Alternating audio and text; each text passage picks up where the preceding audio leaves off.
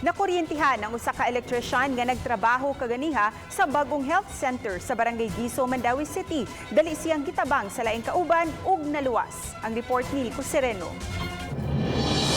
Naukay kini mga nagtrabaho sa bagong Guizo Health Center human nagpakitabang ang usa ka trabahante mga alas 9 kaganihang buntag.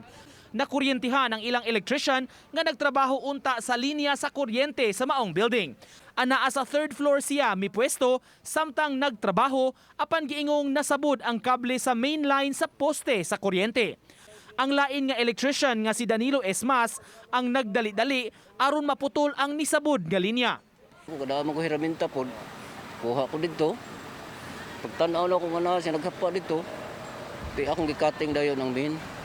Kilisod man po mukugos ko niya, makuryentihan sa ko. Kanya ako kay Electrician sa ko, kay bawa sa kubunsay kuan. Mihangyo ang nakuryentihan nga electrician nga dili lang ipakita ang iyang naong. Apan gitataw niya, human nakapahuway, miarang-arang na ang iyang pamati. Gituyo kuno niya nga sa third floor magtrabaho kay may railings man sa dapit ug masuportaan siya in kaso magkinaunsa. Nagtap ko sa main line niya kuan kanang nagdakog helper sa para magunit sa wire. Nagtap ko sa kalinya. Paghuman, wala ko damhog ni kuro ko. Nakakita niya, sagay ko na akong body ko sa railings.